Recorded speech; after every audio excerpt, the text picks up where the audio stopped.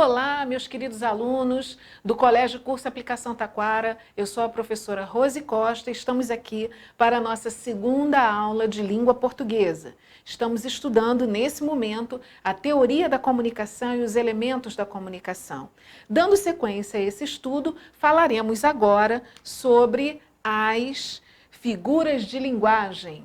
E aqui, associado ao material dessa videoaula, vocês irão encontrar o link de uma música conhecida e que expressa bem a função de todas essas figuras que nós iremos aqui abordar no vídeo da aula de hoje. Não deixem de assistir, nós falaremos disso com mais detalhes na nossa aula presencial, nas nossas aulas online e também no material do ProEnem. Não deixem de acessar os conteúdos e estudar. As avaliações estão chegando e é muito importante que vocês estejam atentos a todos os conteúdos. Então, vamos dar sequência aqui. Lembrem-se que no momento em que a gente fala das figuras de linguagem, nós estamos falando de todos os elementos que dão expressividade à comunicação, dão ênfase. Então, as figuras de linguagem, ou também chamadas figuras de estilo, ou também figuras sonoras, todas elas têm a função de reforçar a comunicação no sentido de valorizar o texto, no sentido de ter uma linguagem mais expressiva e é também um recurso linguístico que expressa as experiências do autor. Nesse momento, meus queridos, nós estaremos abordando um conteúdo que faz uma ligação entre o conteúdo da gramática da língua portuguesa e também dos textos literários que nós vamos estudar na nossa disciplina de literatura. Lembrem-se, as figuras de linguagem são um dos conteúdos mais cobrados no Enem, em todas as edições, então é importante ficar atento. As figuras também revelam muita sensibilidade e mostram a estilística do autor. O que significa essa palavra estilística? A palavra estilística está ligada ao estilo. Cada autor tem uma forma de escrever, assim como cada um de nós tem uma forma de falar, de gesticular, enfim, de se comunicar. E com isso, nós temos aqui uma classificação das figuras de linguagem que estão relacionadas a grupos. Figuras de palavras, figuras de harmonia, figuras de pensamento e figuras de construção ou sintaxe. Então, a gente precisa lembrar que cada uma delas passa especificamente uma questão ligada ao estilo da escrita do autor. E as figuras de linguagem, elas aparecem em vários conteúdos. Aparecem também na música, aparecem nos textos da poesia, do poema e ainda que acompanhados de rimas ou não. Então a gente vai estudar na aula de hoje algumas delas, não veremos todas, mas já vai ser uma forma de introduzir o assunto que abordaremos em todas as nossas próximas aulas. Vamos falar primeiro daquela mais conhecida, a metáfora. A metáfora é o emprego de um termo com o significado de outro em vista de uma relação e semelhança entre ambos. É uma comparação subentendida. Então vamos ver se a gente consegue entender melhor através de alguns exemplos. Se eu digo o seguinte, ele é forte, ele é um touro. Eu estou atribuindo a ele as características do touro. A força, a velocidade, a capacidade de suportar determinadas dificuldades. Então, a metáfora é uma comparação, porém a palavra como nunca aparecerá no contexto. Vamos continuar aqui. Vamos ver mais algumas ocorrências. A comparação. A comparação é exatamente igual à metáfora. De que forma? Quando eu digo ele é forte como um touro, aí eu tenho uma comparação. Vamos ver.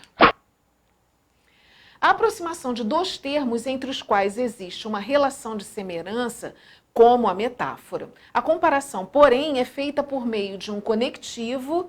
Vamos lembrar, a gente já viu isso em algum momento na gramática da língua portuguesa. De que se trata o conectivo? O conectivo é o termo oracional que liga uma a outra oração, ou uma ideia a outra. Ele faz a conexão. Então, todas as palavras que aparecem com a função de conectivo, geralmente são as nossas conjunções. Elas servem justamente para dar fluidez ao texto e busca realçar determinada qualidade do primeiro termo. Então, seguimos um pouco mais.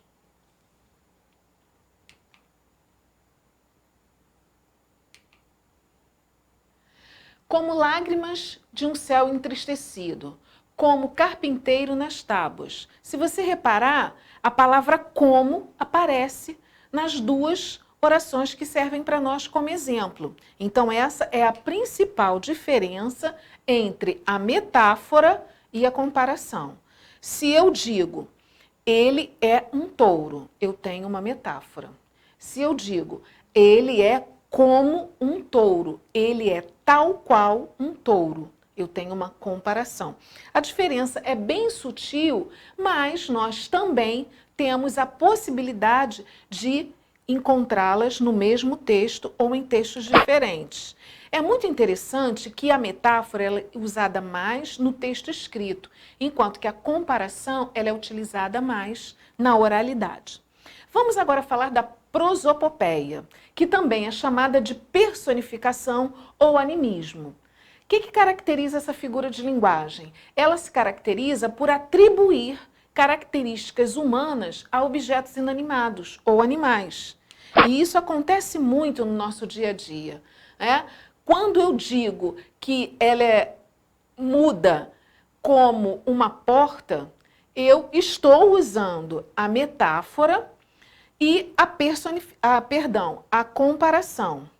Agora, eu posso dizer o seguinte, a porta falou comigo quando se fechou. Ou seja, eu estou atribuindo uma ação humana a um objeto inanimado. Vamos seguir um pouco mais. A personificação na prática, a gente vai ver em charges e em outros elementos da comunicação. Sinestesia é a nossa próxima figura de linguagem. O que será que ela representa? É uma espécie de metáfora que consiste na união de impressões sensoriais diferentes. Tudo aquilo que é sinestésico é aquilo que está ligado à sensação. E a sinestesia não seria diferente. Então, vamos ver os exemplos aqui. Olha, o cheiro doce e verde do capim trazia recordações da fazenda para onde nunca mais retornou. Então, vejam bem, o que eu tenho? O cheiro é uma sensação olfativa e está sendo comparado ao sabor, a uma sensação gustativa, que é o doce, e ao verde, que é uma sensação visual. Então, a sinestesia sempre vai estar associada a essa combinação de sensações. Um doce abraço indicava que o pai desculpara. Dia de luz, festa de sol. O que acontece aqui nesse exemplo? Olha, um barquinho a deslizar no macio azul do mar. Então, o barquinho é uma letra de uma música composta por Tom Jobim. E eu tenho o quê? O azul, que é uma sensação visual associada a uma sensação tátil, que é o macio. Vamos continuar aqui, abordando mais uma figura de linguagem, que é a nossa catacrese. O nome é complicado, mas ela é bem fácil de se identificar. É o emprego de um termo figurado por falta de um termo próprio para designar determinadas coisas. Também é semelhante à metáfora, que parece desgastada pelo uso excessivo. Vamos ver os exemplos. Olha, sentou-se no braço da poltrona para descansar. O que acontece com a catacrese? A poltrona não tem braço. Quem tem o braço é o ser humano. Mas aquela parte da poltrona, ela não tem um nome específico. Então, ela normalmente é reconhecida como o braço da poltrona. E aí, dessa forma, a gente tem a identificação, a caracterização da catacrese. Olhem nos exemplos seguintes. Não me lembro do seu nome, mas ainda vejo as eternas maçãs do rosto avermelhadas. Maçãs do rosto, olha, creio eu, mesmo não sendo a minha área, que exista uma identificação técnica relacionada à anatomia humana para identificar essa parte do nosso rosto, né? Mas como é que ela é comumente conhecida? Como maçã do rosto. Assim como, no terceiro exemplo, a asa da xícara quebrou-se. A xícara tem asa? Não, a asa pertence especificamente a um pássaro. Mas, nesse caso, é para identificar a parte onde a gente pega na xícara para poder ter contato com o objeto. Então, dessa forma, identificamos a catacrese. Vamos continuar. Vendo aqui mais um exemplo dela. Olha, usamos a catacrese em expressões como orelha de livro, dente de alho, o termo engarrafamento usado para designar o congestionamento de automóveis, ou o verbo embarcar usado no sentido de entrar no avião ou no trem.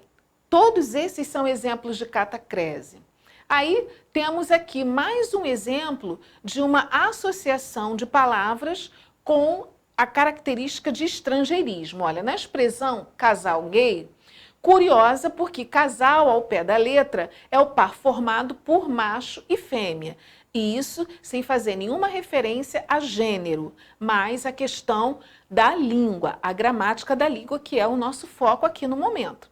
Apagou-se o sentido de heterossexualidade. Agora sim, heterossexualidade, e avivou-se o sentido de par unido por laços de afetividade. Então, é muito comum atualmente essa expressão.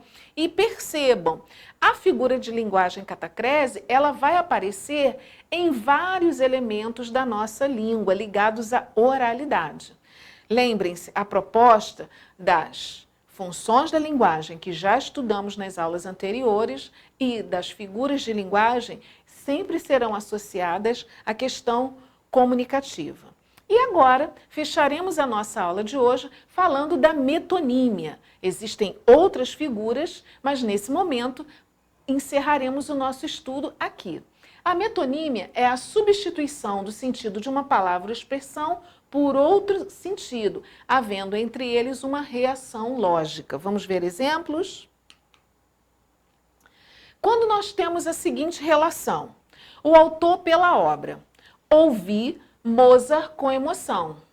Ninguém ouviu o compositor Mozart. Ele já é falecido. Então, se ele falasse alguma coisa, não haveria possibilidade de ouvi-lo em determinado momento.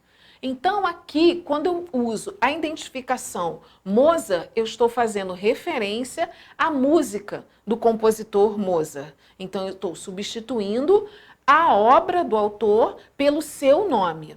Vamos ver o próximo exemplo. Leio Graciliano porque ele fala da realidade brasileira. Quando eu digo leio Graciliano, estou lendo a obra de Graciliano.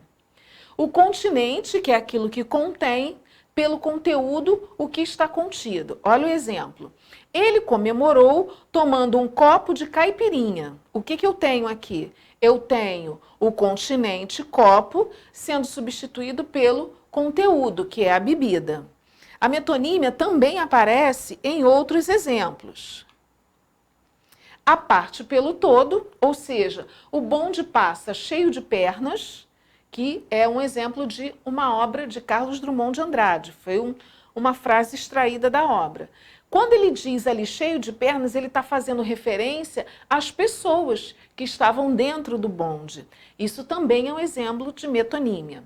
São muitas as famílias que procuram um teto para morar, o teto fazendo referência à casa. O singular pelo plural.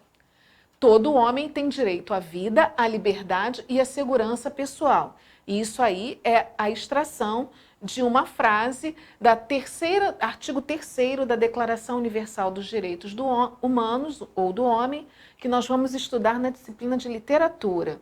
E aqui eu tenho homem, todo homem, fazendo referência à humanidade. Então, o homem no singular fazendo referência ao coletivo humanidade, indicando o plural. A mulher foi chamada para ir às ruas na luta contra a violência. E da mesma forma que a mulher no singular, fazendo referência, relação, sendo citada como representação de todas as mulheres. Meus queridos alunos, encerramos aqui a videoaula de hoje e nos vemos na próxima. Não deixem de fazer os exercícios e de se dedicar aos estudos. Até lá!